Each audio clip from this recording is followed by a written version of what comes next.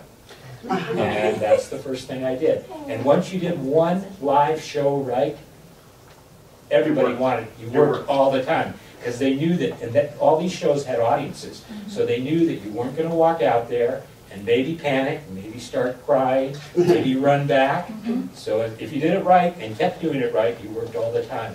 So I worked in all of the early 1950 live television shows, Lex Video Theater, all the different ones. But there's no, people always hear, and I don't, maybe people that aren't in the industry, about kinescopes. They say, well, they'd have a copy of it because there's kinescopes. What kinescopes were they would film with a 16mm camera in New York the different shows, and in Los Angeles to send to the ad agencies so that they could see that their ad actually ran in California. So there are very few of those left. It wasn't like they were archiving them. They were just to show to the advertisers that their show did run on the West Coast. What year was that? That would have been 1950. Oh my gosh. I mean, television really only began to come into its own about 49. About 49. That's why there were no child actors in Los Angeles. So that's why they had to go, as I say, to the models. Because Jerry was one of the first child actors. I was very, very much so. I think I probably was the first child actor in a lot of ways. There weren't, because the people that did movies, they didn't want anything to do with television because there was a hierarchy. Right. New York stage was the ultimate, that's where everybody wanted to go. Then there were movies, and they were very big. Television was, that's those people, they're in everybody's house, they're commoners. How many of you in here are child actors? So we've got a lot that were, are in your shoes. Wow. How is it, because we have many folks that are moms and dads. How was your dad with regards to getting you involved? Were they more pushing you into it? No. My dad was fully employed, and it was something that my mom liked. It was a way to supplement their income, but it wasn't anything that they pushed or really wanted me to do, because they didn't really know what it was involved into. So it wasn't anything, but they just kept calling. They'd call up and they'd say, Jerry, please come and work on this. And I would go, well, okay. So it wasn't anything that she really had to have. It wasn't that she wanted to be a child star, or that I wanted to be, or my father wanted to be. It was all just a stroke of luck. So you began by doing live television. Live television. And then I was doing a show that probably none of you would probably know. It's called Lex Video Theater. And I was it was August, and it was very, very hot in Los Angeles, because they had lights 10 times as bright as that. And I went out and did my little part, and I came back and stood alongside, off camera, and it was so hot, and there was a drinking fountain about where the third or fourth mirror was. So I pulled on my mom's skirt and said, I'm so thirsty, can I please go get a drink of water? And she said, hey, please stand here, be quiet. Shh. And I kept pulling and saying, I'm so thirsty. And suddenly a very jolly man walked over and said to my mother, if you'd like, I'll take him over and get him a drink of water. And he took my hand, took me over, got me a drink of water, walked me back, and then walked out and did a commercial for his latest movie. And that was Alfred Hitchcock. Alfred Hitchcock then to be in The Trouble with Harry. You just described him as a jolly man. Yes, he was very jolly to me. One of the places I wanted to really go with you in this session was that you have a chance to have worked with and seen so many legends, in Hollywood, and our perceptions of them are so different. Alfred Hitchcock was always just a big guy with pursed lips, and he was on television, and he made these incredible classic films. You saw a different side. I saw a different side of Mr. Hitchcock. He was a wonderful person. In fact, when I was doing Leave It to Beaver, and this was many, many years later, of course, we would meet just a little bit every once in a while. He'd always say hi to that, say hi to him. He'd drive in a big Rolls Royce. It was chauffeur-driven, and maybe Tony Dow and I, that played Wally, would be out maybe throwing a ball around or just doing something. Suddenly the car, the big Rolls, would slow down, window would go down slowly, and he'd walk in. Oh, hello, Mr. Maddox. Hello, Mr. Hitchcock. He says, is everything going all right? I'm here to do intakes and outtakes for Alfred Hitchcock Presents. And I'd say, oh, everything's going fine. He'd say, well, just keep it up, and he'd drive away. So he was always a very, very good friend of mine. Imagine that, ladies and gentlemen. This is just the moment that you're having now is so incredibly. I don't get impressed. I've been doing interviews from presidents on down for 40 years, but I'm excited because Thank you. That's quite a compliment. No, it's very true because we're talking about people that shaped not only television, the history and the future of television, but the history and future of film. You don't get bigger than Alfred Hitchcock. I mean, you just don't get bigger than that. And then, when did you actually make the transition from live television to film, and how did that occur? Well, the film came in, I did live television probably all the early live television shows for about 4 or 5 years, and then they started to realize that a series, because what television was really copying was radio. So they didn't really know where their genres or what they wanted. They knew that there were radio shows like Amos and Andy and others that had run for years. So the writers of Leave It to Beaver were the original writers on Amos and Andy, which was the most popular radio show in the world in the 30s and 40s. And then they went into television. Their first show was, they made, and probably most of you haven't seen it, a series called Amos and Andy, because they thought it would transfer, but it was taken off the air because it wasn't, it wouldn't play at that time. So then they thought, well, what could we do a show that would be good? And what they decided was to do a show about a little boy growing up in Middle America. And so that's how Leave It to Beaver came. Right, right. But before Leave It to Beaver, you worked. I worked with Bob Hope. Right. Bob Hope actually saved my life. I was doing a movie with him called The Seven Little Floyds, Yes. where he played Eddie Foy, who was one of the most famous vaudevillians. And one of the things he was very famous for, at the Iroquois Theater, there was a fire, because at that time, instead of having lights like these, they used less raw light, flames, to light the stage with gas flames. So, and one of the things he was famous for, Eddie Foy, was dancing when the theater caught fire, so no one would panic and everybody got out of the theater. So when we went to recreate that, Bob Hope, as Eddie Foy, is supposed to take me into the theater, and he sits me up in the rafters among the lights, and he is then supposed to go up and rescue me. Well, they didn't want Bob Hope to have to run through the fire. Now, I wasn't in any danger, but I was sitting over here, and so they had a stunt man that was going to run up and get me. And so everything seemed fine, and we went to film it the very first time, and they put too much gasoline in the curtains. And the curtains went up like crazy, and the audience that they had, that were actors, actually did panic, and they pushed the stuntman out the door, and he couldn't get back in. But Bob Hope, and no one knew that the stuntman had been pushed off, because Bob Hope had a jacket with him. So Bob Hope switched the jacket, and then saw this guy get pushed out, looked up and saw the flames, and then said, well, that little boy's going to be hurt. Put the ladder up, ran up, and really did rescue me from the flames. The only bad part was, there was so much smoke that we had to go back and refilm it the next day. And nothing bad happened that time. How many people can say Bob Hope saved my life? Yeah. Well, that they worked with Bob. Yes. Or they worked with Bob. Or they were in the room with I Bob. did two movies with Bob. You did the Seven Seven Little Foys. which was, if you've not seen this movie, rent it. It's out on DVD. Only for actors, because Eddie Foy was the most popular vaudevillian actor And most people today wouldn't even know his name. That just shows you how fading fame is in some ways. Really? And I'm pretty sure it's on Netflix, or TCM shows it a lot. And it's a restored print, and it's just wonderful. And I have to go back and watch it again. Well, I just have a very small part, because then, as I say, it goes on. And I did that certain feeling with him too, and Eva Marie Saint and George Sanders, and that I have a very big part. Yeah, but it's nothing exciting happened in that one. It's going to be so cool to go back and look at the screen and go, I know that guy. Yeah, you can all do that. Wow. Okay, so you were about 4 or 5 then, right? Yeah, I was probably, well, no, actually I would have been 6, because in California, I don't know what the rules are here, but in California, you can't work more than, if you're under, infants can only work minutes.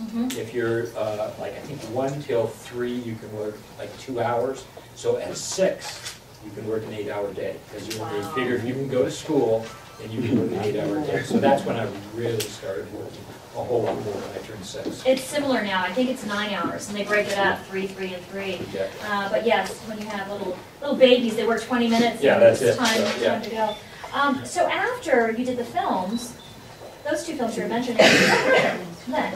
Well, I've been doing all the live TV, and just like all actors do, when you're a child actor, you go on a whole lot of interviews. And we would go probably... Auditions. We would go probably 3 times a week after I got home from school, when I was a little older. And you would go and you'd sit in a room, and there were probably 30 or 40 people, and you'd sit there for an hour and a half sometimes. Hot sometimes, cold other times. And you'd go in, they'd look at you and they say, okay, and you'd never hear from them again. How many of you have been through that? Yeah, and then you'd watch it on TV and you'd say, I could do a better job. You got picked. Yeah. So anyway, I did a whole lot of interviewing, and for Leave to Beaver, there were 5,000 people on the interviews. And that's not just in Los Angeles. That was New York, Chicago, and Los Angeles. And it wasn't just for the part of the Beaver. It was for Wally, Eddie, all these characters that they had developed. So there was probably 2,500 people, though, in Los Angeles. Los Angeles and New York had the 2 largest contingencies of child actors. So we got called for that one, and then it was 5,000 people, and what they did is they said, well, you 2 look like brothers, you go in and read, you 2 look like brothers, you might be a friend, we have some friend that's supposed to be fat, you're a little overweight, you go in and read that part. So anyway, and we kept going back and back and back, and I had just joined the Cub Scouts, and I had my very first Cub Scout meeting. And as I told you, I've been doing this for now quite a while, even at the age of 6 or 7. And my mom said, guess what, Jerry? We got called back for that Leave to Beaver, and they want to see us for a final interview. I said, well, Mom, I can't go. She said, what do you mean you can't go? I said, well, I have my first Cub Scout meeting today. And she said, Jerry, you know, we've invested quite a bit of time in this thing, and they're really interested in it. It's down to the last 6 people. And you know what? The interview is right after school. Your Cub Scouts is until like an hour and a half or whatever, and you'll have time to go to the studio, do the interview, and come back. Well, that worked for me. I said, that'd be fine as long as I get to go to my meeting. And as those things always go, we went there. There were those 6 other boys there that I'd seen before, and they took everyone before me. And I was looking at my watch and going, oh, I'm going to be late. I hate this. So I got in there, and Joe Conley and Bob Moser, the writer and producers, had gotten to know me pretty well. And I walked in, and they said, Jerry, what's the matter? You're so fidgety today. Don't you want to be here? I said, no, I want to go to my Cub Scout meeting. They said, okay, you can go. So all the other kids had been in there half hour, 45 minutes. I was in there maybe 20 seconds. Walked back out. And I said, Jerry, what happened? I said, well, they asked me if I wanted to be here. I said, no, I want to go to my Cub Scout meeting. And I said, well, that's probably not the best thing to tell us. Okay. Did you get to go to that Cub Scout meeting anyway? Went to the Cub Scout meeting, and they called that night, and they said I had the part on a pilot, which is what you do before a series, called Leave It to Beaver, or actually it was called at that time Wally and the Beaver. And the reason that they picked me is they'd rather have a little boy that wanted to be a Cub Scout than an actor. That's how I got the job. And to this day, that still makes sense. We always look for kids that want to be kids, you know, that have other activities outside of acting. That's absolutely right, because when somebody is very devoted, you have to have balance in your life. And they figured that a lot of kids that they were looking at didn't seem like the character of Beaver. Eddie Haskell, they found a lot of them. So at that time, then, when you're going out on these auditions and you're worried about making your Cub Scout meeting, you were still just very much a little boy. I always was. I mean, the acting was fine, and it was a lot of fun because you'd go there, and it was so interesting, you know, being on the set, working on, you know, with horses and dogs and all the interesting people. I always considered it fun, but you know, it was a job, and you had to do it right. And I just had the temperament that I knew that, you know, you could fool around until you got on the set, and then you went out and you did your lines, you did your very best, you got off, and then it was fun again. It wasn't that it wasn't fun doing your lines, but it was like going to school and getting up and giving a presentation. So that's the way I looked at it, and that's what they needed, was people like that. Because there's no way you can make a child work. You can threaten an actor. You say, you took this part, we paid you for 3 days, you can't walk off this set or we'll sue you for $1 million. You tell a kid you're going to sue him for $1 million, they go, okay. Okay. So there's no way you can motivate a child except, and that's why a lot of child stars get a little bratty, because people are constantly spoiling them just so they'll work. Well, did it ever creep into your mind, and I want to go back and talk about Alan Ladd in just a minute, but did it ever creep into your mind during the success of Leave It to Beaver that, hey, I'm a star? No, it really didn't, because it was something I did all the time since I was 2 years old. I'd go places and people would make a big fuss. But that happened a lot to me from the movies, because I'd been to a lot of premieres. And it was very, very gratifying and a lot of fun. I'm not saying I didn't like it, but it was just almost the norm. You know, I never really thought of myself as a star. I thought it was a fun place I went to. You have to remember, when I went to the set, there were 50 men there that their jobs depended on me being happy. So I got to do all sorts of fun things at the studio. You even called them your dads. You said, I had 50 dads. I did. Every day. I basically had 50 dads that looked out for me. They put up a basketball court and we'd play basketball. Because I was the only child there. Tony was there, but he was a teenager. So like at school, I had a private tutor. I went from the 1st grade till about the 8th grade with tutors. And it's a great education, because you got your one-on-one with a teacher. But it was a very, very good life. Did you, afterwards, looking back at it, did you miss that lack of socialization because you weren't in school with the rest of the kids? You know, I had so many things going on. Now, I can't really tell you whether I missed it or not, because I don't know. I know what my life was, and I wouldn't trade it for anything. If that guy hadn't come, or the woman hadn't come up and told my mom, you know, your little boy fits the clothes and we pay him, you know, who knows where I'd be today. So I can't really tell you, but I'm very happy that she did, is what I can say. Well, you seem to turn out all right. Well, I don't know about that. And he was appreciative, and he thinks about the good. And you don't see that all the time. And there's a sense of a great gentlemanliness with having. Not her fool. I really appreciate that. That's really kind of nice. Thank you. Your mother and father, are they still living? My mother is. My father passed away a few years ago, but he was just, you know, he was a very, very smart individual. He was a bomber pilot. He was a coach. He coached, and he retired as a superintendent of LA City Schools. And that probably helped me a lot, because he was a professional at dealing with kids. So he knew when I was just a little off the track and he put me back on, or if I got a little farther off the track, he put me back on hard. Because he was dealing with some of the worst kids in Los Angeles every day. He was the vice principal and then principal of the largest high school in the LA Unified School District, which is a huge school district. So he was dealing with all sorts of kids all the time. He knew how to not only raise a kid, but what a child should know, what was normal deviant behavior, and what was way beyond the bounds, and he had to be put back on the track. I think that's a really good topic, since we brought that up, because we have parents in here with children, and I think boundaries are so important. If you're an actor, if you're a kid playing basketball, there's There's normalcy. But that's the problem with a child actor, because once you get into it, your parents have signed a contract. Right. And the contract is for a lot of money. And if for any reason the child says, I don't want to go out there, I don't want to say this line, there is no, they tell the parents, we're going to sue you, whatever. You can't make a child work. Right. So that makes it very, very difficult. So that's why especially when they're doing a series, they're looking for kids especially, they're very even-tempered. They won't, that aren't hyper, that aren't emotional, but they want some emotion because you have to be able to be emotional when the scene calls for it. But you can't be off the stage being emotional and demanding things.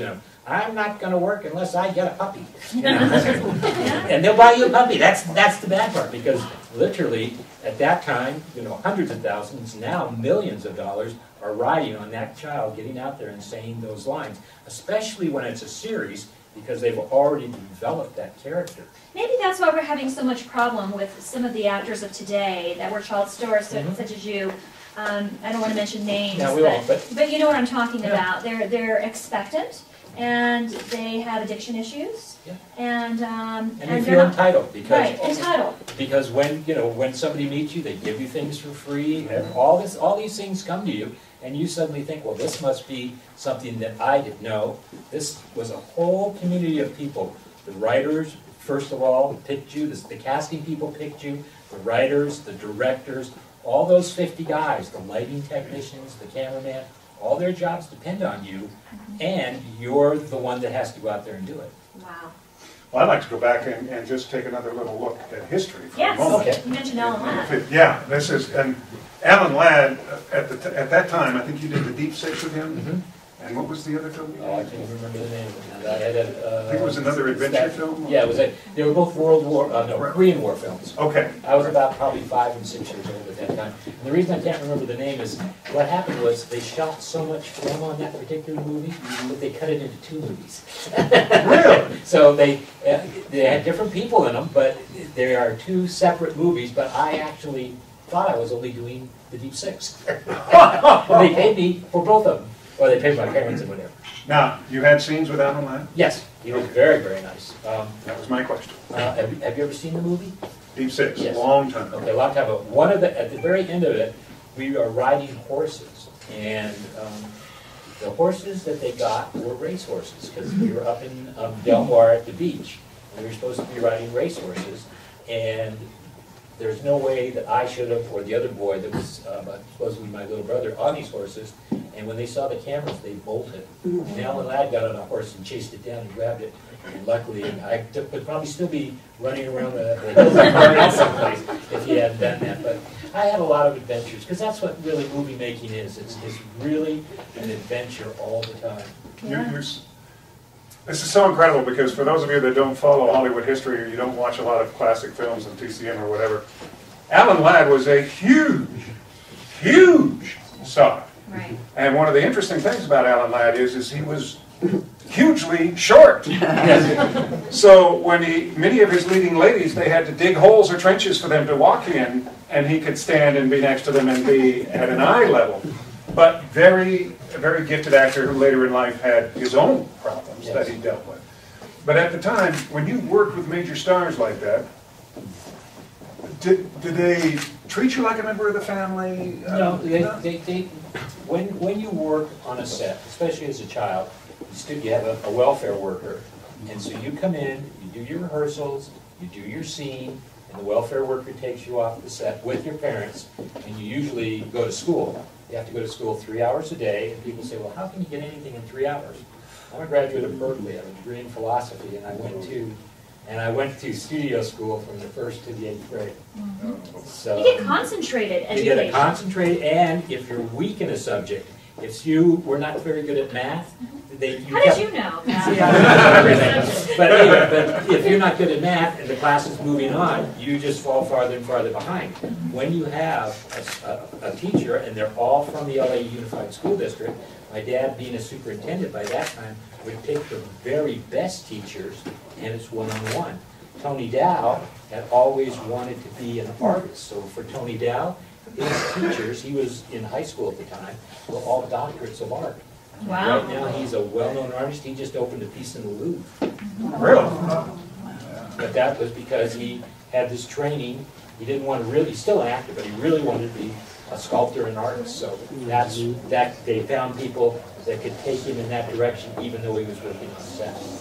We call them studio teachers now. So they're Yeah. welfare workers, but Well, they're they are studio teachers. studio teachers even at that time. Oh. But they're there, they just don't teach you. They also make sure, because you're only allowed as a child to work, 3 hours. to work about 3 hours of school. Yes, 3 hours of school, But 3 and hours then, on camera. and then an 8-hour day with an hour for lunch, so 4 hours on camera. But anyway, what happens is that they're the best teachers that you can find, because they get paid a lot more, because they're have a lot more benefits, and they get to be on a studio set. So my dad could find a teacher that had a doctorate in art to teach Tony. So you shoot the pilot for, Leave Leave It to Beaver. It's actually called Wally the Beaver. Right, Wally and the Beaver. At that point in time, you're how old? Probably 7. Seven. Almost 8. So, I imagine most actors, when they appear in a pilot, waiting for it to be picked up, they're on pins and needles. Didn't care. Yeah. That's the best of them. No, but actually, I worked all the time. Between the time Leave It to Beaver did the pilot, I probably did maybe 2 other pilots and probably 4 or 5 other live shows, and maybe even done a movie, because it took about, Leave It to Beaver was in some ways a very hard sell, because at that time what most people were watching were a Maverick, an M Squad, and so it was cowboys and police. And when they went in and pitched it and said, it's going to be about 2 boys growing up in America and their family, those guys looked at it and went, I don't know, you got anything else? So finally CBS did pick it up, and we started Leave It to Beaver. And then, the show takes off. It took off right away. We started right in 1957. Actually, we debuted the night Sputnik went up. And Sputnik was up for 47 minutes and then crashed back into the atmosphere. Leave It to Beaver is right now passing through the constellation, I think Gemini, but anyway, it's not many years out. He's accurate. He's very true. Yeah, and the other interesting thing is, I don't know how many of you know what the SETI project is, but the SETI project for us on Earth is we have huge radio telescopes that are scanning the universe to see if any signals come in. Leave It to Beaver is the longest running show in television history. It's never been off the air since 1957. If there are aliens out there looking for our waves to see if there's any life in this part of the universe, Leave It to Beaver and some of the early television shows would be the first thing that they saw. First they'd get a few radio waves, which would just be voices. Leave It to Beaver would, and the other shows at that time, would be something that they could say, oh, gee, they don't have, you know, antennas and green eyes and whatever, green faces like we do. Can you imagine that a saucer sets down someplace, the ramp comes down, the guy walks off, surrounded by the military, pulls out an autograph book and goes, excuse me, can you show me where the beaver is? I want his autograph. That's remarkable. Work for me. So, now let's talk about the producing and the grind. You produced how many episodes per year? 39. So we worked 39. 39. A work week for me on Leave It to Beaver was on Monday. I would go in every day at 8 o'clock, and I would do 3 hours of straight school. And at about 11 or 11:30, we would go and read the script, which we had gotten from the studio the Friday before. One of the reasons that I was so good at memorizing scripts is I'm dyslexic. And I cannot, if I read, I do not read the same things you read. I put in and fill in things, which was fine for a script, but when I was in the first grade, before I was in Leave It to Beaver, I couldn't get up and read Dick and Jane because I would read it differently and all the kids would laugh. So I would go home at night and ask my mother to read it to me, and then I would memorize it, except I had to memorize the whole book because I never knew when the teacher was going to call on me. So I memorized all the Dick and Jane books, and that's how I had trained myself to be an actor and to be able to study lines. So that when I would get a script, I still, when I was doing Big Beaver, wasn't that good a reader. My mother would read it to me, and I could go in the next day and basically go through the whole script. That's phenomenal. You know, a lot of really well-known, successful actors, icons, are dyslexic. You know, you'd be surprised, and they have to memorize everyone's lines. Yep. That's what you have to do, because as I say, when I read it, if I were you to give me a piece of paper, I would read it to you. You would know, and you read it. You'd say, "Oh, well, Tony read it, but he had different words in there." But the outcome is always the same, but it's not precise. I think this is also an example of what the performing arts can do for you in almost a therapeutic sense, because James Earl Jones is one of the most distinguished American actors today, has a terrible stutter, for those of you that don't know, except when he's on the stage or when he's accepting an Oscar or something like that. When he thinks he's performing, he doesn't stutter. When he memorizes his lines, he doesn't stutter. So It's like a switch. yeah, it's just a remarkable thing. Your typical day then was how long? How about a week? We'll do Okay, a week. a week. Monday, we would go, Friday night, we would finish. The child actors could only work basically 8 to 5, 9 to 6. Monday morning, we would come in, and we had gotten the script over the weekend. It was a white copy of the script. All the pages were white. And my mother, on Saturday, would read it to me once. On Sunday, would read it to me once. On Monday, we would go in, and I'd sit then 3 hours in school. The adult actors would come in just before about noon, and we would read the entire script through twice so the writers could hear it. Writers and producers, Joe Conley and Bob Mosher. They would then, the other actors could go home. We would then go and do some more schooling. On Tuesday, we would do a run-through. They had all the props, except if there were animals. They had a lot of animals in the Even alligators. Alligators. That was the very first show. That's a great start. That's how it started out. But so they would then, we would run through all day, and then we would do like a stage play at 4:30, actually about 4:20, when they would see the whole show. If there were outside scenes, we wouldn't do them, but like in the bedroom, the dining room, we would run through just like a stage play for the 30 minutes. They'd get a count, a fairly accurate count of how long it ran, because it couldn't run 30 minutes with the commercials in there. It was like 20-some minutes. So anyway, we do that. Then they would go and then rewrite it. We would get that script that night. My mother would read it to me, and it was a lot of changes. And then we would go in and block the show on Tuesday. If any other characters were in the show, they would be there. We would go around and we'd run each scene 3 or 4 times. At 4:30, the writers would come in. We'd run it straight through. And the next 3 days, Wednesday, Thursday, and Friday, we'd shoot. And those were 8-hour days.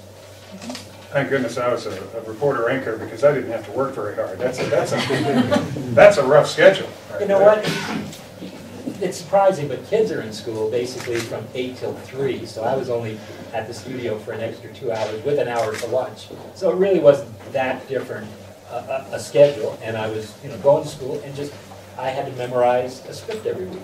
Well, I think another key here is that you did 39 episodes per year. The average show now is about in 13-week blocks, I think. Well, 13, that's if it's a hit. Your Yeah. first order is Like probably 8 4, or 4 and to 8. 4 to 8.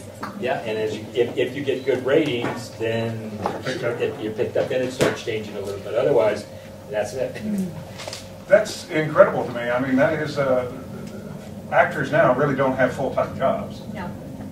But you did at a very young age. So even when you're 7, 8, 9, 10, 11 years old, you were developing a work ethic. I went to work every day at 8 o'clock, and most days was finished by 5. I went to work at 9. If for some reason I had a scene at the end of the day, because it was filmed like a movie, if there were 4 or 5 scenes in the boys' bedroom, or 2 or 3 dinner scenes, or in the living room, we would do them consecutively. So it wasn't like a play.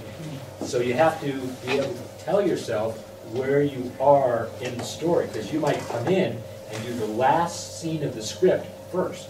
So you have to say, well, what would I feel from the beginning of this whole show? How is that? So that makes it a little more difficult, but that's what being an actor is, figuring out what the emotions are for each scene. So you're in, I'm sorry.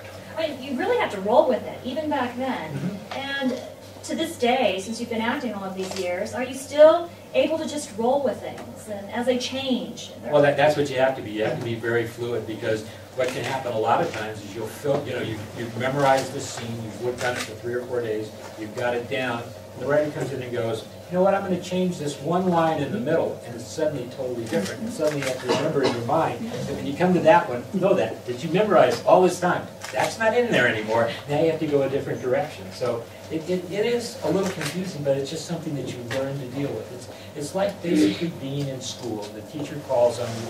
You always have the right answer, hopefully. Right, right. So you're in the first season.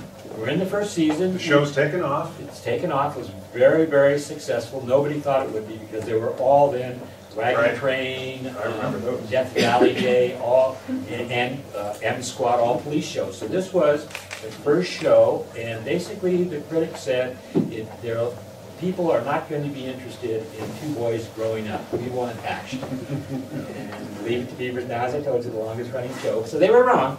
But the first year we did fairly well in the ratings, but we weren't a smash hit until the second year. And the third year we went to ABC. We started off on CBS, and ABC, since it was the new network, put a lot more money into PR. And I was on the cover of TV Guide 3 or 4 times, and all sorts of things like that. So that's when the show, about the second and by the third year, then we were a major hit. We were never the #1 show. The highest I think we ever got was the #3 show for the week in the ratings. So back in your first season, and the show is becoming a success. At some point in time, you have to leave the set and interact with other children in the neighborhood. Yes, well, you know, I came from a neighborhood where some of the kids went to public school, some of the kids went to parochial school, some of the kids there was even a military school. So they knew that I wasn't in school with them, those 3 groups. But when I got home at like 6 o'clock or 6:30, I'd go out, and they just really thought that I went to another school. So I had my own private school. They didn't know that, but and Leave It to Beaver, when it was on originally, was thought of as an adult show. So it was on, I believe, in its first season at like 8:30 or 9 o'clock at night. So it wasn't geared towards children. So most of the people that I was interacting with that were my age probably hadn't seen it. And they just thought that I went to a different school. I went to Universal School. Well, it was Universal Studios School, but they didn't know that. Oh, okay. So you had a regular childhood on the weekends with your friends? And even when I came home. Because, I'd go out there, I'd play baseball in the street and all that kind of stuff. And they just, I really have never asked them, but they never called me the Beaver. They knew me as Jerry. And we just, I was just a kid that usually got there a little late. Does that bother you now? Somebody walks up and goes, "Hey, Beav!" Well, that's a compliment. It means that they know who I am and they enjoy my work enough to say hi. Being at the airport with him today, click, click, click, click, gonna have a picture, cell phone, cell phone, cell phone. It gets very tough when you go through security, because people are saying, "Can I have your picture?" Yeah, but can we just go through security first? I don't want to go to the back of the line. Yeah. Well, so many actors, I think, too, over the course of their careers, change dramatically. Yes. Yet I can see so much of you when you were 8 years old that still is in you. Not just physically, but I think in attitude and the way you handle life and you approach life. Yeah, thank you. So I think that's a remarkably cool thing. And that's maybe something for the younger actors out there to keep in mind. You're always still you as you grow up, and you may become famous and you may become multi-millionaires and getting $10 million a picture, but somewhere in the back there's still that little you. He's held on to it. There are a lot of friends in my business that lost themselves when they were on their way up to become big-time reporters and anchors, and became very different people, and physically look very different. So I congratulate you. Well, thank you.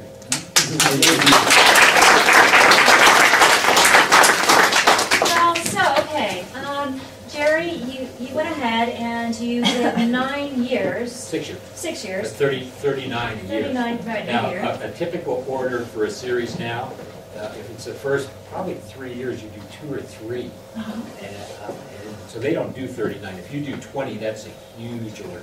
So we would start every season. We shoot 39 weeks. We go to New York for 2 weeks. We go to Chicago because New York was for PR. You meet all the critics. Chicago was where all the appetizers were. So The money. The money. So you'd go in and we had GE. We had a lot of very different big corporations. So you'd go in. In fact, the year after Ronald Reagan, who did GE Theater, made his tour of all the bus tour of all the GE plants all over America, which is where a lot of people say he learned to speak and kind of honed himself for the presidency. The next year, Tony Dow and I did that same tour. Is that right? I think you were the first, and I got this from your website, on the cereal box. Yes, we were the first, Tony Dow and myself were the first non-athletes on Kellogg's cornflakes, and that was probably in the late 80s, early 90s. So. Didn't I read that the show ended its run after 6 seasons primarily because you guys wanted to do other things? Well, we wanted to do other things, and Tony was getting ready to go to college. I was ready to go to high school. Hugh Beaumont, who was a very interesting person. Hugh Beaumont was a conscientious objector during World War II because he was a minister, and he ended up as a medic. But he was actually a minister, a Methodist minister. So after 6 years, he wanted to go back to the church because that's what he really felt he could do. So he went back and became a minister again. And Barbara, their hours were very, very grueling because we would shoot all of our scenes, Tony and myself and any of the other children, and they'd do a master and then 2 shots and close-ups. And then they would do just Tony and I and the children's close-ups. Then they would move, say, from the dining room to the bedroom, which was probably a 45 or 50-minute move because all the lights had to be moved, the cameras had to be moved, it had to be blocked. We'd shoot the master, and they'd shoot our close-ups. Poor Barbara and Hugh, because we could only work 8 hours, and they could work in unlimited time. Then after we went home, they'd have to go back and reset up every set. And then they'd film their close-ups. So they were there every night probably till 9, 10, sometimes 11 o'clock at night. So it was very, very grueling, and after that many years of it, for 39 weeks, I wanted to go to a league. I wanted to play sports, so I was ready to go. Tony wanted to go to college. Barbara and you didn't want to work this kind of hours anymore. That money puts you through college, though. Put me through college. I paid for my college. In fact, bought my first house with it, and they were very, very generous to me. My dad, unlike a lot of the people, was fully employed, so it wasn't like my family, like happened to a lot of the other child actors. The family, and sometimes the extended family, and I'm not telling any stories out of school, but like Jay North, I mean, he was told that he was not only supporting his own family, but an aunt and an uncle and their kids, and if he didn't work, that they would be out on the street and his family would starve. Now, what kind of pressure is that to put on a kid? Yeah. My dad being fully employed, he didn't care. If I didn't work, it was fine. I mean, it was, when I told him I want to go to regular school, he said, okay. And they basically went to them and said, Jerry doesn't want to do this anymore. And, they said, okay. We were kind of thinking that we'd shut it down. So it wasn't the impetus for it, but it helped it to be closed down. Tony Dow's 4 years older than you? He's 3. 3 years About older. 3, yeah. You guys actually, how many of you have actually seen Leaders? Okay. Would you agree with me that there is a true chemistry between the 2 brothers in that show? Yeah. It didn't look like you guys had to act. It looked like you really liked each other. We really liked each other, of course, but we did have to act because every week we came in with lines. So Sure. Our personal relationship, but Tony Dow was he was a very, very hard person for me personally to grow up with. Not that he's not a nice person, but Tony Dow, when they got him for Wally, was actually training for the Olympics. So he was an AAU swimmer and diver, and he was also a gymnast. So being that I started in 1st grade, here's this person that I would really look up to, and I didn't know he'd been a gymnast since he was 3. Tony Dow could take 3 steps, do a front flip, land on his feet. and then land on his feet and do a backflip. And I was thinking, I can't do that. And I thought everybody else could. So terrible. I was thinking, gee, I can't even, I fall right on my head and it hurts. But he was a terrific athlete, and that's why they hired him. They actually, if you get the DVDs, and sometimes they do show it on like... Some people brought the DVDs today. Yes. Yeah. Well, Thomas Rand. If you watch the first Leave It to Beaver we made, Tony Dow isn't in it. I think that's on one of the sets.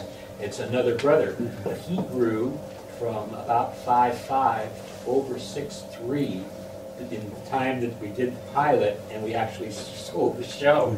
So he was really a big brother. In fact, he was bigger than Hugh Beaumont. So that's when Tony Dow came in. So he isn't actually in the pilot, but they hired him because he was basically an Olympic athlete. And these are really your formative years now. Yes. So you're essentially growing up in front of America. You're changing. You're getting taller. Your voice is getting deeper. Did that present any problems for you? No, because the writers had 12, 13 kids between them, so they were very good at knowing what kids needed.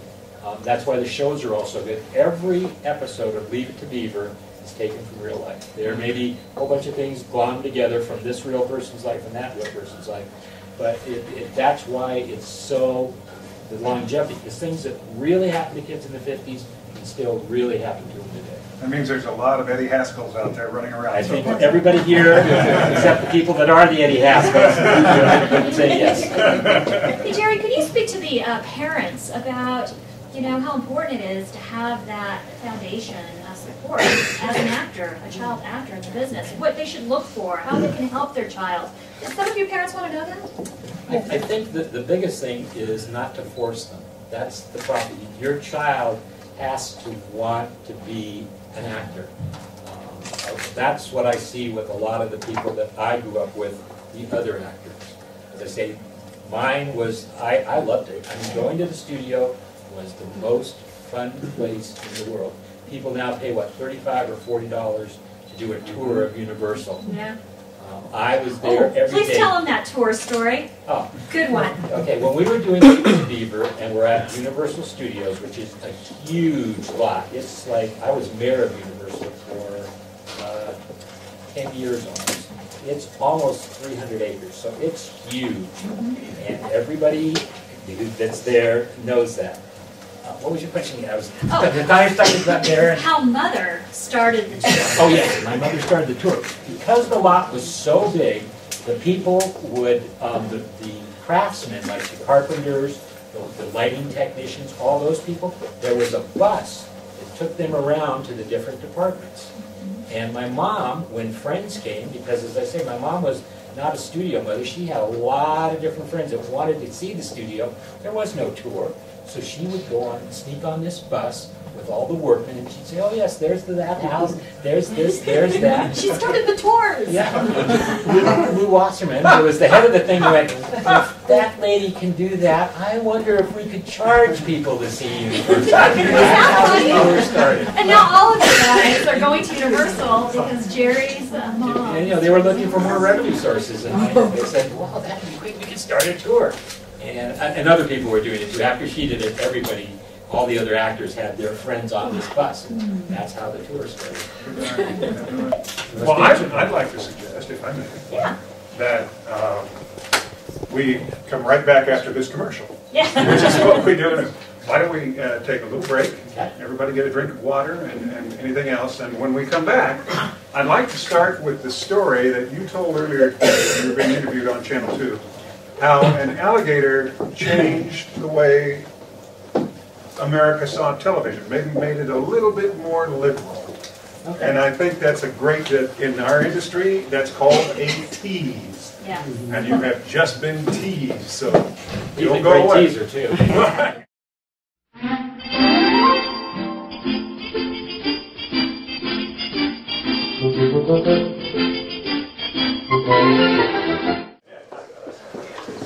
Earlier today, Jerry was over at Channel 2, my old station. He was doing an interview, and he mentioned how the very first episode maybe helped in the liberalization of television. A lot of you perhaps don't realize just how conservative television was. Nowadays, anything goes because of the what's called we have massive cable now. We have mega stations. You can put anything on the air just about that you want to. But in those early days, well, this is a time when even if you ever watch I Love Lucy, they had to sleep in separate beds. If a man and a woman were in a bedroom, if one of them even sat on the bed, the other one couldn't even sit on it. And if a woman, say, was sick and a man wanted to come in and talk to her, he had to have 1 foot on the floor. And it had to show, they had to shoot it so that people could see that he wasn't actually even sitting on the bed. So that's the kind of censorship in a way, but it was, I think, not bad that Leave It to Beaver came into. So the very first episode of Leave It to Beaver, Wally and the Beaver have a pet, or want a pet. Now the reason the Cleavers never had a pet is it was too expensive, just like pets are. But you say, well, what do you mean it's too expensive? Well, if you have any kind of an animal on a regular sitcom, you have to have a trainer for it every day on the set. So that was another huge cost. So there are animals that come in and out of Leave It to Beaver, but there's never like a dog or an animal that's there every episode.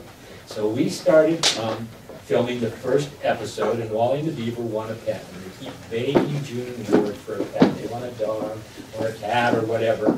June and Ward say no, because we know, all the parents in the room will know this is a truism, that you'll get the pet and then we'll end up taking care of it. So they say absolutely not. So Wally and the Beaver figure, we're going to outsmart our parents. We're going to, and at that time in the 1950s, in comic books, you could order from Florida alligators. And they were like $1.50, and they came in a little box, and you opened it up, and you could have a pet alligator. And so the writer said, that'll be great. And we'll have Wally and the Beaver get this alligator, and they're going to raise it, and then they're going to tell their parents that, gee, see how good we take care of the alligator? Couldn't we have a pet now? So they get the alligator, and everything is going absolutely fine. And we didn't want them, we send away for it and sneak it into the house. Well, alligators need water, so we keep it in the toilet, above the toilet. Well, at that time, not only were toilet tanks not allowed to be shown, bathrooms were not allowed to be shown on television. It was absolutely forbidden. And so they went and bought the censors, and what the final outcome was, if you see that show, which is the first episode of Leave It to Beaver, they only could show the top 3 or 4 inches of the toilet tank with the alligators swimming around in it. So, but Leave It to Beaver was the very first show to ever show a bathroom. I don't think that's one of our high points, but it is. I think it's interesting because nowadays even the cable networks have, it's not Cinemax, it's called Skinemax, based on what you can see. Yeah. You know, and so I'm interested in your opinion of where television has gone. I know you're still active, and I know you're just a viewer.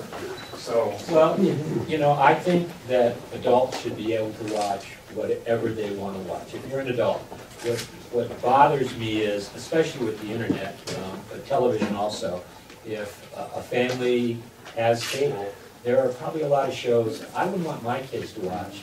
Some parents may think that those are things that their children should be exposed to, but I don't particularly want my children to be exposed to it. But it's kind of like when I was a little boy, little boys are always interested in little girls, and like when the Sears catalog came, that was a big thing. You could go to the women's section and see things that, boy, you knew you weren't supposed to. I think most of the people my age... National Geographic. And that was even better. Oh, yeah. So, you know, but if you saw what we were exposed to, and we didn't turn out that good, we turned out fair, but think what kids are exposed today. Right. I mean, when you even watch what's on television, a lot of those things are things that I really didn't want my kids to see and know about. I mean, I knew that they were, but, you know, at 5 and 6, do you want them knowing about all the corruption and whatever else in the world? So it wasn't a bad thing, but Leave It to Beaver did break that barrier. Now, that was the problem. They had these silly barriers, like you couldn't show a bathroom. And after that, they wanted to have Wally have his first shave, and we had to fight him for that, just to not even show the top of the toilet, just to show a bathroom with him looking in the mirror shaving.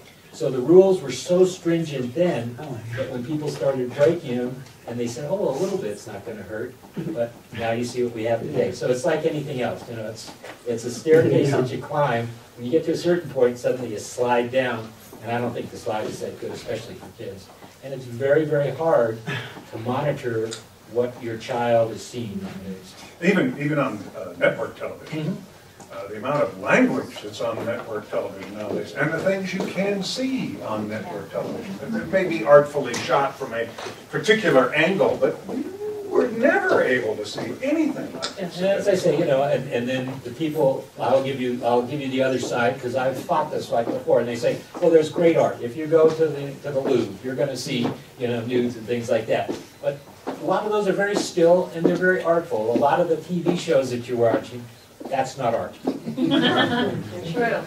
You know that Jerry's now directing, producing, and he is involved in live theater. Did you know that? That's where I wanted to go next. Okay.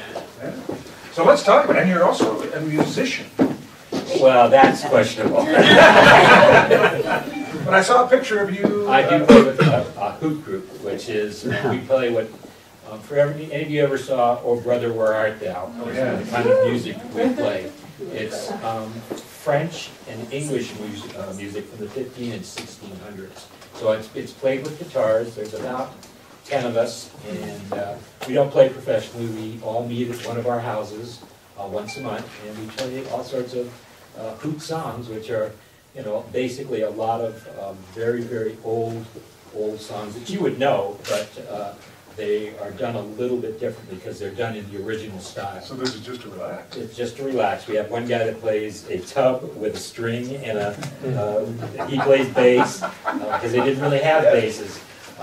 We have people that play mandolins and all sorts of older instruments. What is Jerry Mathers doing now, professionally? What I'm doing now is I still work as an actor all the time, but most of the things that I am offered right now, a lot of them I do turn down because they're just not things that I feel comfortable with me doing. I mean, other actors can do them, and if other people want, you know, but because people always in the business want to tell you, oh, we want you to play against type. So if you're a good guy, they want you to play the bad guy. Well, since I grew up as Leave It to Beaver, they want to throw me into a part. It's not serial killer. Yes, whatever. Yeah. Well, serial killer isn't so bad, but anyway. I think you're a great serial killer. But anyway, so, you know, not, and I say I don't get that many offers, but a lot of them, if they're not something I feel comfortable with, and that's especially true, I'd like to impress that upon the parents here. If you read a script and you're not comfortable with your child doing it, I mean, it may be in some cases the only offer you've had in 3, 5, 6 months, but your integrity is worth much more than that little bit of time that they're gonna spend and the little bit of money you're gonna make. Because once you put something onto either film, now onto the internet, it's going to be there forever. Right. So whatever you do, what we're doing here tonight, in 30 years, somebody will be able to go, type in whatever, and watch this. So It's be on YouTube probably before the weekend is out. yeah, that's what I'm saying. But that's what people have to realize. So when you put your child out there, if somebody asks you, and of course there are still very strict laws with what children can do, but there are always ways that they can twist and bend those laws a little bit. You really want your child to look back and say, that's the show I was in, there I am. They want to show that to their kids. Right. You did Leave It to Beaver, it was 234 episodes? 234. And then I knew that there had been another, Still the Beaver? That was in the 80s. Right, that was in the 80s. But I didn't realize, didn't you do 106 episodes of that? Yes, Somewhere in there? yes. What happened with that, and the reason most people don't know about it, is it was an Australian company, and they came here, and their very first investment in the United States was Leave It to Beaver, and they partnered with Ted Turner, and he did the largest order in television history. Usually when you do a series nowadays, if it's a hit, you do for the first series, maybe 5 or 6 shows just to see if it's got momentum. Then they may give you an order of 12 or 15. Leave It to Beaver, when we were doing those, we were doing 39 a year, Right. the very first year. So it's a whole different scene now. But that's still, for Still the Beaver, Yep. that's a huge number of Yes. episodes. So they came over here from Australia, and they were buying things like crazy. And MGM decided to sell the lot. And they went and tried to bid on the lot and went bankrupt. And they put up as collateral to buy MGM all the episodes of the new Leave It to Beaver. But their people were selling it into reruns all across the United States and all over the world. And when they knew they were going bankrupt, the salesmen knew that they got their commission as soon as they sold the show to a station. So they went around and sold it at cut-rate prices, got their commission, and then went bankrupt. So that, the Leave It to Beaver is still in the bankruptcy court. Wow. This is absolutely fascinating. Are you planning any projects in the near future? You know, as an actor, you really never know. I'm a director, I'm a writer, I've written several things. A couple of them have been produced. I've been on Broadway. I was in Hairspray. When I was in Hairspray, they were doing about 60% audience. The week I went in, they went to a full house, and the entire run I was there for 6 months, they went to standing room only. Wow. And my fans were just very, very supportive. But there is nothing, there are levels in the acting community. It's not like it's a hard thing, but basically radio is kind of the bottom end of it. Then comes television, then comes movies, but stage, any stage is It's up premium. there, is premium.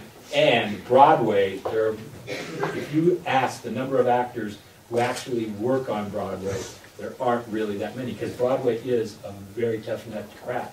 I mean, you're doing 8 shows a week, you're doing 2, and I was in New York in August doing Hairspray, dancing. I'm not a dancer. You're on the stage with 35 people for the finale, and you're doing basically cheerleader moves for the whole thing. And if you miss by 1 beat any of these moves, everybody else runs into everybody. And they go, I ran into you, I ran into you, I ran into you. I didn't run into anybody. And they said, come here, you. So it was a lot of work. It was something that I really liked. I also toured with Tony Dow. In fact, that's how we got the new Leave It to Beaver.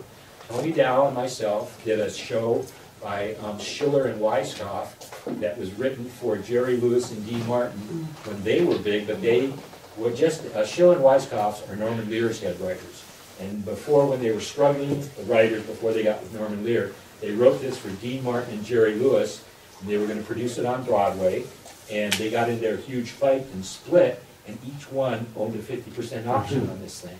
And then when their options expired, nobody wanted to do it. So Tony and I found it, because it's very hard to find a stage play with 2 male leads. So we did a show called So Long Stanley.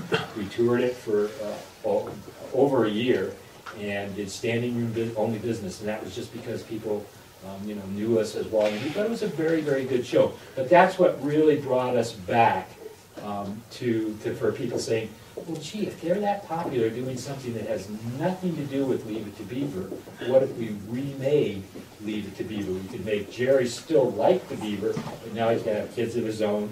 Barbara Billingsley was in it, Tony Dow, Hugh Beaumont had passed, so, and actually the show started with a scene at the graveyard, and Hugh had died about a year before. But it was kind of sad because Hugh Beaumont had a heart condition, and he was in the hospital, and the doctors told him that he didn't have much longer to live, and so he had a son that was in the military with his grandchildren in Germany. So he checked himself out of the hospital, flew to Germany, got to be with his grandchildren, spent like 4 days there, and then died, and his body was shipped back. And so no one really knew. In fact, the LA Times called me up and they said, we have a body that's just come in from Europe. and it says it's Hugh Beaumont. And they check, because they fly him into New York, and they check all the bodies just to see if there's anybody. They said, was that the Hugh Beaumont from Leave It to Beaver? And Tony and I both went, we don't know. We think he's still here, but so yes, he did die over a year.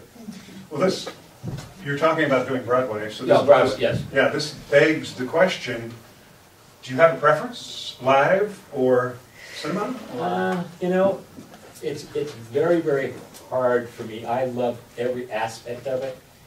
Broadway and any stage play you do, everything you do is so controlled.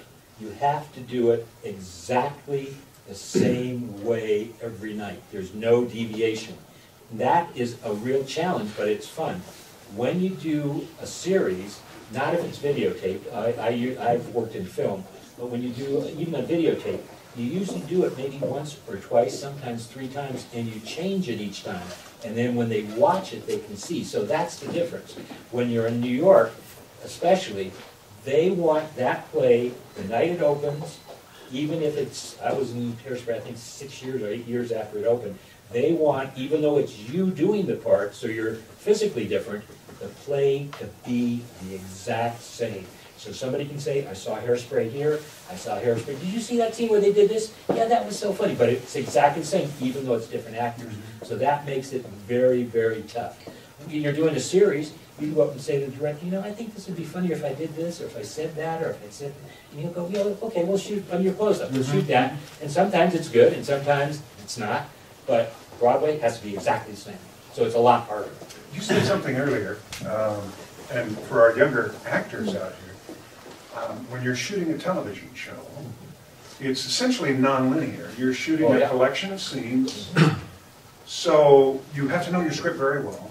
But I'm not even sure how to phrase this. I think I know what you're going to say. You have to know where you are in the script. Exactly. And like with Leave It to Beaver, we read it through on Monday. That was just one read-through, and they'd listen to it, and they'd change it. Tuesday, we'd go through it and rehearse it. But when you started actually working on the filming of the show, they wanted it to be just like they saw it at rehearsal. So Hugh Beaumont or Barbara might say, well, you know, this might work a little bit better, and they'd talk it over with the director. But as Tony and I, we had no really leeway. Once in a while, one of us would forget a line or something funny would happen. That might make it into the show. But they wanted it pretty much exactly the way that we had read it for them when it was just like a stage play. Because that's what we were doing on Tuesday. It was exactly like a stage play. They'd come down at 4:30. We'd start wherever the first scene was and take it right through. Now, if we had to go out to the back lot, if there was a scene in front of the house or something, we wouldn't go out there. We'd just go over to a flat place and run that scene just so they could hear it. But all the other ones would block exactly like they would see them when they saw the dailies, which is what they would see at the end of each day. Then they'd see the day before's dailies of what had happened. So they wanted that to be exactly as they had seen it when they saw the rehearsal. As a young actor, for our young actors out here, does this create a problem for you in a non-linear production? Because you don't really have a point of reference. You're not playing off a previous scene to maintain an emotion or a sense of theme and continuity. You know, it's much easier when you're doing a series. Probably the hardest part of being an actor is when you come into especially a series, when you don't really know, because every show operates slightly different. You don't know really the parameters of how much leeway you have. You know, some shows will say, oh, if you think of something funny, just throw it in. But so that makes it a little tougher, that you have to go in there and get a feel for it. But you have to know when you're doing a film show that you're going to have to know that entire line for that scene and then the next scene. And there may be 4 or 5 transitional scenes in between when you're going to have to say, okay, in this scene, I'm going to be a little more upset. This scene, I'm going to do this. And in this scene, I've got this emotion. So you have to realize where you're going to take it, and you can't be too big here because you may have to be big there, or you want to be big here and then small on the other. And those are all things you work out with the director. Now, one thing that I think is interesting is you've maintained a marriage for a long time, and you have children and grandchildren. No grandchildren. No grandchildren? Not that I know of. Well, I'll beat you there. But my kids are, I have some very, very good kids. My son right now is, he's a sound supervisor, and he is right now in Romania, and he's working on a reality show. And he's going to like Dracula's Castle, going to Jack the Ripper. So you'll see Noah Mathers. He's my oldest son. I have another daughter, and she works as the HR director for Ryan Seacrest and all his productions. So, like the Kardashians, whenever they have any HR problems, my poor daughter has to deal with them. And then my other daughter is following in my father's footsteps, and she is right now getting her master's, and she wants to be a high school counselor. So one of them is not going to go in the industry, but the other two are very, very heavily and doing very well in the industry. Very good. But behind the camera. Yes. Well, let's do some question and answers from the audience. What do you think? Yeah. I was going to do that, but I was going to say, if you before we get to question and answers, you have a lot of young actors out here. What's your best piece of advice for them? You have to really want it, because you're going to have a lot of disappointment. The average actor, probably until you're a known star and they call up just for you, and even when they do, you're probably up with 3 or 4 other people. But you're going to go on, what would you say, 20, 30 interviews for even before you get a call back. Yes, it's not fast. It's not a fast, and there's a lot of disappointment, because you'll go in and people say, "You're great, oh that's wonderful," and you never hear from them again. Right. So there are a lot of heartbreaks, but when you do get that job, it is a wonderful thing, and there's nothing better than sitting down with your family and watching yourself either on a movie screen, a TV screen, or a computer screen, and showing them how you could change. You're not their little girl or their little boy anymore. You're a character that a writer has written, and you have become that person just for that half hour, or a movie, it might be 2.5 hours. But you have changed yourself so much that when they watch, they're saying, "That's my daughter, but it's a different person." And as soon as you finish it, you go back to being yourself. But that's, I think, the best bit of advice. It's a lot of work. It's not, there's a lot of glamour. What a lot of people think they're going to do is go to premieres and parties, but you have to do a lot of work. You have to pay your dues to be able to get to that point. When you look at the screen and you see 8-year-old Theodore Cleaver, what do you see? You know, it's for me almost like watching a home movie. And the reason for that is, it's many, many years ago, it's 1957. I can remember every show, I remember every scene, but it jogs it. And I think, you know, I'm talking with you right now, and you start saying that, I'm thinking, oh, you know, the cameramen, they were my best friends. Oh, when we did that scene out at Friends Lake, whenever we went out to the lake, Tony Dow and I got to go fishing, because at lunchtime, the prop man would give us fishing rods, and we would go to the caterer and get some bread, and they had bluegill. It's now Jaws Lake, if any of you have been on a Universal tour, but at that time it was called Friends Lake, and we got to fish. And I told you what a great athlete Tony Dow was, and I could never beat him at anything athletic. But when we were fishing there, I pulled out the biggest fish that's ever been pulled out of that pond, and Tony Dow didn't even catch one that day. And I finally beat him at. I love that. I want to go to questions and answers, but first of all, I'd like to say that this is a very rare, special evening. Yes. I, as a journalist, have learned so much just in this wonderful opportunity to sit and chat. Oh, but you were a great interviewer, so you pulled it all out of me. Oh, thank you. So before we get there, I'd like to hear a round of applause for Jerry.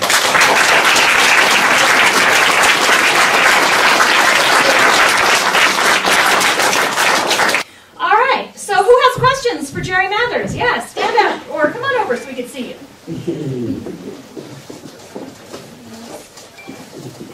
I just knew it would be you, Mr. Rand. Come on over. Jerry, I know you were the oldest of your siblings. What was it like playing the opposite part? Cheap, Tommy. She's a child. I love it. Come on, I love cheap, it. Tommy. You're on You can tell, camera. can't you? You know, it really wasn't that different. It was actually kind of nice because being, where are you in your family? Only. Only? Brothers and sisters, if you're the oldest, they all look up to you. And you have your parents, but you just kind of have to set the guidelines. Well, I had Tony Dow. As I say, he was a huge athlete. He's a wonderful friend of mine, one of my very best friends. So that made it very, very good for me. So I think that was probably one of the best things about it. Good question. All right. Yes. Oh, that's good. How do we do that? I love it the children can come up and ask. What's the most, like, as a child actor, what's the biggest advice for being on set? Being on set is listening, because you will never work again if you walk on there and either think you know more than the director or don't do exactly what they tell you. Because the one thing about being any kind of an actor is there are probably 25 to 50 people that can walk in and take that part. So if you don't listen and do exactly what they ask you, if they say, could you cry?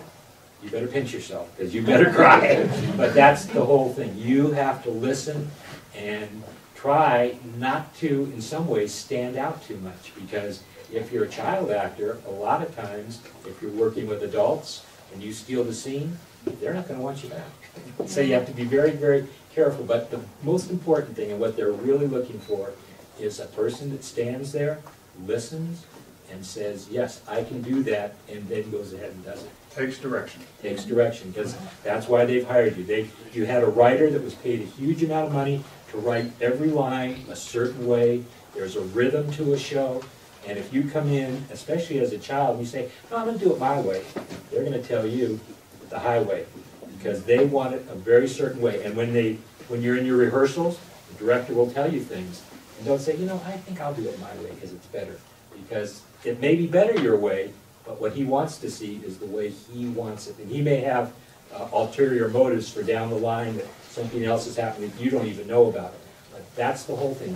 Do what the director wants, figure out your character with the director, and then do what you're told to do. And actually for a lot of kids have this problem. They think they know better than the director, and they'll say, well, can I do it this way? They don't want to hear that. Yeah, that's insulting. Yeah, that to them is, they spent their life getting to where they are. You walk in and say, well, I'm a kid and I know better, so this is the way I think I should do it. That's right there, your career will go slightly downhill and very fast. So listen and do what you're told. So Honey Boo Boo's an anomaly. I'm What not other sure that questions she's do you not have? really trained. Yes, back there, Keith. The gentleman interviewing, what's your name? I'm Bill. sorry. Bill Brown. He was mentioning how exciting it was to meet you, and today I've been following you around all day, and I keep hearing that over and over again. Do you get famous people coming up to you and saying, oh my God, it's Jerry Mathers, it's the Beaver, and they want to come and talk to you? Or? I've known famous people all my life, and it's more, most of the people that are famous that I know are my peers. So as a peer, they don't get that excited, to be honest with you. I'm a member of the Television Academy now, I'm the peer group committee. So I go to all the events, I'm at the Emmys, the Oscars. So most actors I know and they know me. I may only know them by their names and to say hi to them. I mean, they're not my best friends. So I think everybody pretty much knows everybody, because especially Hollywood, it's a fairly small community. I mean, when you think of the people at the Oscars, there's not that many people there. I mean, there's not that many. There are a lot of actors, but there's not that many working actors in Hollywood. That's true. Good point. Yeah. Any other questions? Yeah. Hi, just wanted to ask you direct now a lot, and what do you enjoy directing? And Well, I like directing because that's when you get to do your vision. As an actor, you're someone that takes someone else's vision. But as a director, with the writers, you read the script, and then you talk it over with the producer and the writers, and you gain a vision, and then you go out and try to produce that vision. And so that to me, it's like creating. It's like, not that I am, but it's like an artist. It's like an artist painting a picture. You may have 26 minutes to do a series. You may have 2.5 hours, but you are painting a picture that's probably going to be, hopefully, around for hundreds, maybe thousands of years that people will go back and look at and say, oh yeah, that's a good show. Any other questions? Yes. Julie. I was wondering, what was the most challenging part of like getting ready to film? Good question. That is an excellent question. You know what? There really, for me, because I started so young, there really wasn't there wasn't that much challenge to it, because I knew the techniques and what they wanted. And I was very comfortable doing it. I think because I started so young, I didn't know that when you worked in front of an audience, maybe some people get nervous. That was something I just did from 2 years old. So it was so natural for me that I didn't even think about it. I mean, people would say, well, walk out there and give a speech. And I would do it because it didn't scare me.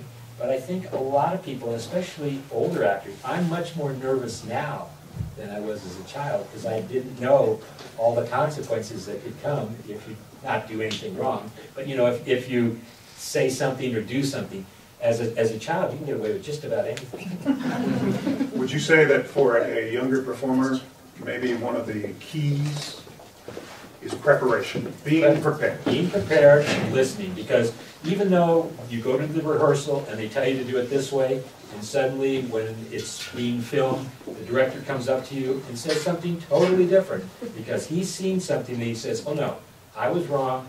And then you immediately have to take that character and flip it and go to that, whatever the director or the writer wants. And that can be very difficult, because you may think, well, wait a minute, I love this part. This is how I see the character. Doesn't matter, you're the actor. It's how they see you being the character that's important. So you're just basically someone that's there. You're a canvas that an artist, the director, and the writers are going to paint upon, and the producers. When you blow a line, how did you recover? You either, well, with film, it's a little different. With Beaver to Beaver, it's film. So if it's a horrible mistake, or if you say something funny and everybody starts laughing, they cut. On live TV or on stage, you or your fellow actors had better bail you out. Because there are times, even on Broadway, I know I've done it, and people I've worked with on Broadway, you can look at a fellow actor and see that look of terror in their eyes, and you know that they've been kind of daydreaming, and suddenly they've done this, especially on a play, they may have done it for 6 months, and suddenly they daydream and they don't know where they are. And you have to somehow rope them and bring them back. So you give them little clues. Hopefully they will be able to say, oh yeah, that's the part of the play we're in now. You do that with news anchors too, and the words are right in front of you. Yeah. And you'll look at a word and go, I've never seen that word before. And it might be the word blue. But you have, they have to come bail you out. Yeah, and you'll find that your other actors on stage doing, unless it's live TV, which they don't do very much anymore. If it's film, they just cut it and then you start over again.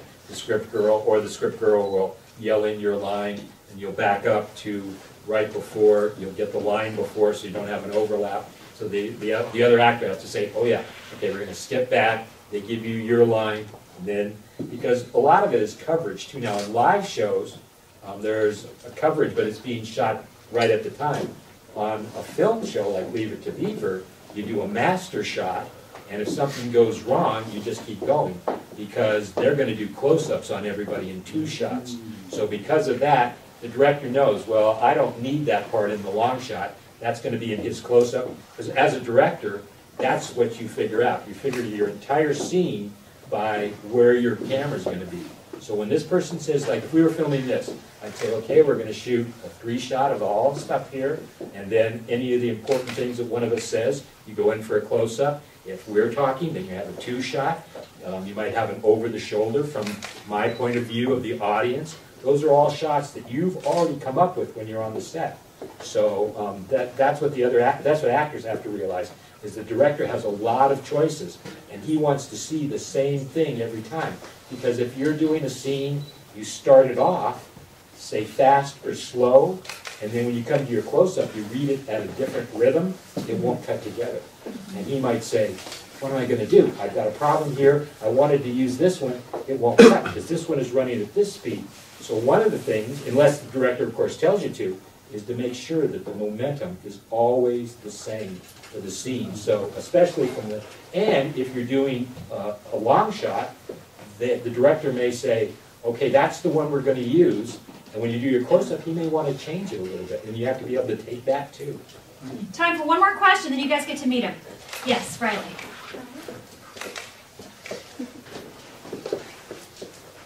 Mr. Maddox, as you were just saying, it's always good to come prepared. What was the most interesting thing that you have done so that way we all, as young actors, we know what could be happening and that we can prepare ourselves for the future? So what would be the best thing? I would think that what you would want to do is anytime at school, if you're in any kind of a company, if somebody says at school, does anybody want to get up and recite a poem? Does anybody want to get up and read in front of the class? Because you'll find that the more time you get in front of an audience, the more relaxed you're going to get. It is very, very difficult to stand in front of an audience. And even if you do film or television, there is, most television shows have an audience, a lot of television shows if they're taped. Film shows, you're still working in front of all these people. You know them a lot better because they're the crew, but you're always working in front of people. So you just have to be able to kind of flow with everything and do it. And I think that's probably what you need to know, is that you can't let your mind wander. It's very easy when you're doing a scene and you're doing it over and over again. When if we were doing this scene, they'd shoot a shot of you, him, me. When you're doing it over and over again, you tend to get bored with it. And you just kind of. And the other thing is, when you're off camera, you have to be able to be at that same level. Because just because if we were shooting you and me, just because it's your close-up, if I totally let my energy down, you will have a hard time coming in with your line. So even when it's like a compliment to the other actors, even when you're off camera, you have to come in with the same vitality and energy that you did the original one with. All right, thank you. My pleasure. Very good. Wonderful. Did you have a good time? Yeah.